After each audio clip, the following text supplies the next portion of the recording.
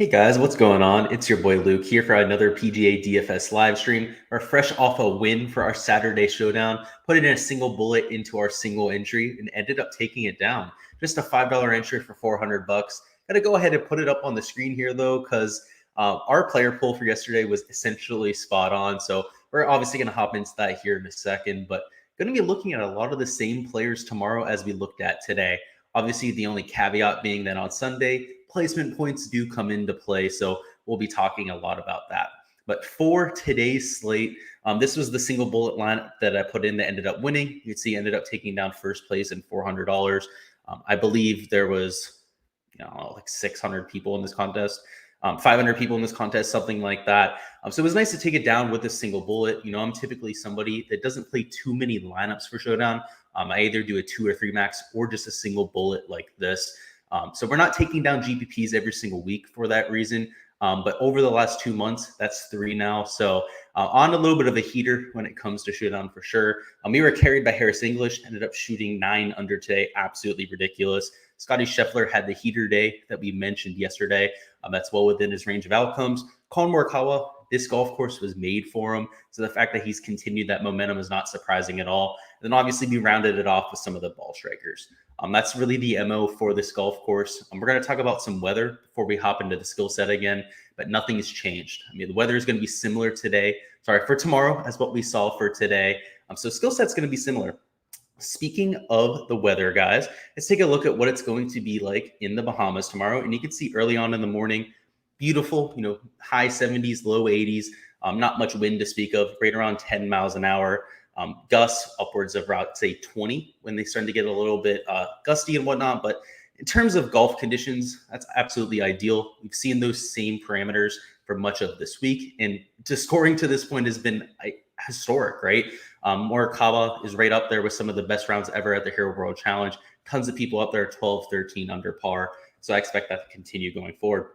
With that being said, skill set, just for anybody that's new here, maybe that hasn't seen my analysis for this week, this is a ball striker's paradise. People that can keep their approach play relatively confined, that can use precision with their irons, are absolutely going to go ahead and get it done. That's why Tiger Woods designed this golf course, obviously one of the best ball strikers of all time. It's no surprise that this venue rewards that type of play. The reason why it's so important to keep the ball in play here is a lot of the greens here are raised. You also have a relatively high amount of undulation. They're also running at a rate around 13 on the stint meter. So that means if you're missing greens, you're not getting the usual penalty. It's right around 2 or even 3 times as hard to get up and down. It's one of the hardest golf courses. A lot of guys use this golf course to prepare for Augusta National. So really, we're just looking at approach play. Obviously, you're going to have to make putts. Obviously, you're going to have to make sure you're not spraying it into the water or the hazards here. But it's like that at any other golf course. The real key differentiator here is that approach play, and you guys will see that reflected with my projections. With that out of the way, let's hop into the player pool. These are the Patreon projections as always.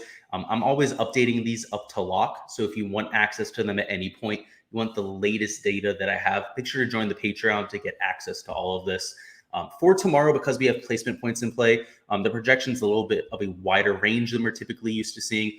Typically I'm projecting guys right around 25 to maybe 40 fantasy points per round when it comes to Showdown. But with the 15 placement points going to first, allotment the whole way down to 1 point to last place, because there's only 20 guys in this field, everybody's getting a good amount of placement points tomorrow. So going to add a little bit of an interesting dynamic.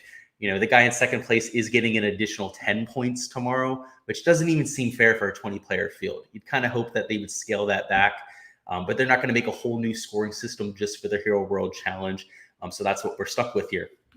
With that being said, the guy at the top of the board is Colin Morikawa at 18 under par. I think he's a slam dunk play for tomorrow. Anytime we have somebody with over 50% ownership, you got to ask your question whether it's worth it. And in Morikawa's case, it is. Not only does he have a 5-shot lead, he is picture perfect for this golf course. So we know he has those 15 placement points almost baked in. I don't want to hand him the golf tournament yet, but he's higher than he's negative money right now to win the golf tournament in terms of his betting odds. I believe he's like minus 150 or something like that. That should tell you pretty much everything you need to know. He's higher than a 50% chance of winning this golf tournament. So even at 51% ownership, I could argue that that's too low. So I'm going to have 100% Colin Morikawa tomorrow. I had him in plenty of my lineups going into the week. Had him on Friday, Saturday, today, obviously, as you guys saw with the lineup, and I'm going to have him again tomorrow. Let's go to the guys at 13 and 12 under par, because there were a lot of the decisions need to be made for tomorrow. So first and foremost, we have Brooks at minus 13. You guys can see him right here at 42% ownership. We have Tony Finau, we have Patrick Reed down here, and Daniel Berger. Yes, Daniel Berger up here at 37. Even Sam Burns as well. So we don't want to keep him out of the conversation. So there's 4 or 5 guys that are really vying for those placement points between 2 and 5. And that's where you're going to win your showdown slate tomorrow. Because of the condensed field, usually these points would be a little bit more established. We'd have 3 or 4 guys ahead, but the pack is really all there. I mean, we even have some of these guys, 11, 10 under par, a Bryson or a Scottie Shuffler that could assert themselves into the mix as well. So we're really going to have to make sure we're taking the right guys here. And the people that I'm focusing on for the most part, first and foremost, Brooks Kepka. I mean, he's looked very good with his ball striking of late. He's extremely confident, as we could tell from his interviews yesterday. And overall, because he has familiarity with this golf course, I do expect him to, at the very least, hold his position, if not improve upon it. So at 13 under par, he is somebody that I'm definitely targeting. In case you guys didn't know, I didn't know this going into the week. I wish I would have. This is where he recuperated from his knee surgery. He spent almost half a year down here, logged over 100 rounds on this golf course. Boy, I wish that's something I would have known going into this week. It was not widely publicized at all. Actually only heard about that on the telecast. So very good reporting, very good investigative journalism by those commentators. But either way, that is definitely going to have an impact on how I'm projecting him. I do expect him to finish second place in this golf tournament. Let's move on over to Daniel Berger. Also somebody who's a good course fit here. He is a well-rounded game, which you need for this type of a golf course. You can't really spray the ball here. You have to be sharp with your approach play, which we've well documented to this point.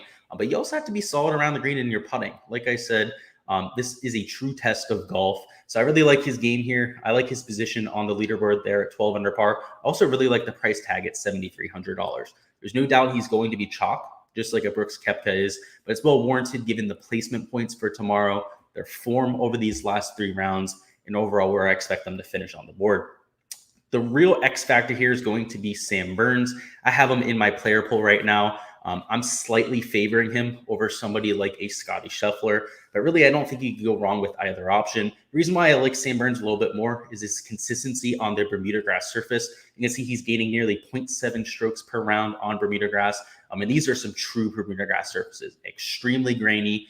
You've probably heard the commentators over and over mentioning it, drilling it into your mind. But it's true. You're extremely grainy here, and those that are good on Bermuda grass have shined to this point of the tournament. So it's definitely made a difference. I mean, today Sam Burns was making everything. He had a streak of 6 straight birdies. The first one was actually an eagle. It was an eagle with 5 straight birdies. Ended up saving a bogey with a 1 putt as well, the hole after that. So had, I believe, 7 straight 1 putts, showing you just how good he is on this surface. And if he ball strikes it, even remotely as well as what he did today, will be a key part of the mix. Now the X factor. Bryson DeChambeau, I faded him today. We talked yesterday about how he was playing on a feeling. Feelings come and go as a golfer. I can attest to this. You can find a feeling that really works for you, and then 5 minutes later, it's completely gone. Your swing is in shambles again.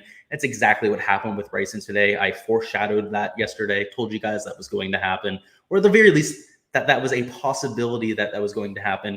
This guy is going to grind all night. There's a chance he finds it again. There's a chance he comes out tomorrow and is even worse. The thing with Bryson, though, is that he's extremely volatile. Anytime we have somebody in Showdown that is a capability of to go out to shoot 7, 8 under par, you want to be a part of that. So I wasn't on Bryson this whole weekend until now. I am going to be playing him on Sunday Showdown because at 10 under par, if he goes out and has a ceiling performance, launches himself up into second place, something like that, that is going to be huge for his Showdown score. Not only is he going to be getting plenty of placement points, plenty of birdie points for getting that kind of round together, he get very well lined up optimal and at relatively low ownership.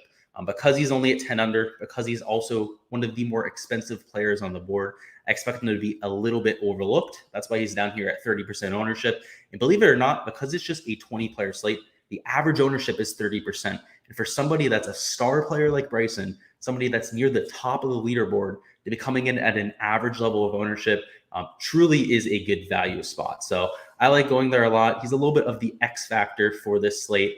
Yesterday, that was Scottie Shuffler. We mentioned that he had not looked good to this point of the week, but he's somebody who can get really hot really quickly, can start to make a lot of putts. In fact, Scottie Shuffler two-putted his first 6 holes today. Couldn't buy a putt, was hitting everything to 4 or 5 feet, and then by the end of the round was making everything. So Bryson DeChambeau could very well be that person for tomorrow, and will be in my player pool as a result. Let's go down to the bottom of the board. You can ride with Harris English one more time if you guys would like to. Obviously ended up being a key part of my lineup for today. I don't expect him to go out and shoot 8, 9 under again, right? If he goes out, shoots 3 or 4 under, wouldn't surprise me. The main reason you'd want to take Harris English, and the main reason he even made my lineup yesterday, is he was $6,100. It was near the minimum. My lineup spent all but $100. So I couldn't fit in anybody but a Harris English or a Henrik Stenson, who I went no part of. The guy's game is broken. He's the only one over par here. Enough said. Actually, I take that back. Jordan Spieth's actually worse than him here. He just had a kid though, so he's going bonkers in the head. So I give him a pass for that. The only one who's thinking straight and is over par is Henrik Stenson. Either way, though, I think you can go to him if you need to save that salary. Somebody that's a little bit more expensive that we haven't talked about here. Patrick Reed will be in my player pool. I'm going to be doing a 2 to 3 max, so I'll be sprinkling him in. He's going to be chalky. He's at -12. The only issue I have with him is that this is a ball striker's golf course, and he gets it more done with the short game. Obviously, when he misses, he should be able to get up and down. He's also a Bermuda grass specialist. You can see he gains over a third of stroke per round on Bermuda putting, but moreover with his around the green play. He's a Bermuda grass specialist with his chip shots, moreover than anything.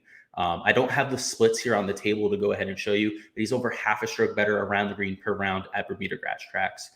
That is extremely significant. He's somebody who's a master at using the leading edge of the golf club, also using the bounce. He's able to hit essentially every single shot that you guys need to, especially at these type of Bermuda tracks. So I like going to him in this instance. He's just not a priority for me. The main reason why is I don't think I need to save the salary, right? So because we're taking, Brooks Kepca here at $8,700, we're going to be taking a lot of Daniel Berger, a lot of Sam Burns. These guys are in that middle tiered price range. The only really expensive player I'm going to is going to be a Colin Morikawa. I guess if we're trying to squeeze in Bryson, we might have to go to somebody like, a Harris English or a Patrick Reed down low, but we might not have to. So we'll have to see tomorrow. If I'm going the whole way down the board, he's obviously the preferred option. Just 6 shots back of the lead, but moreover, 1 stroke back of second place. So could very well end up getting those placement points for you. Again, the only real concern is just the skill set. It doesn't have that approach play that we're looking for. But that's all we've got here for the Showdown live stream. Hopefully you guys were able to take advantage of the picks from yesterday as much as I was able to. I know a lot of you out there do max multi-entry, so I'm sure if you guys did that, probably ended up having some real solid lineups. So until next time, guys, good luck with all of your lineups. If you guys are doing NFL for tomorrow, make sure to stop on by for the live stream we'll be doing for that. But until then, peace.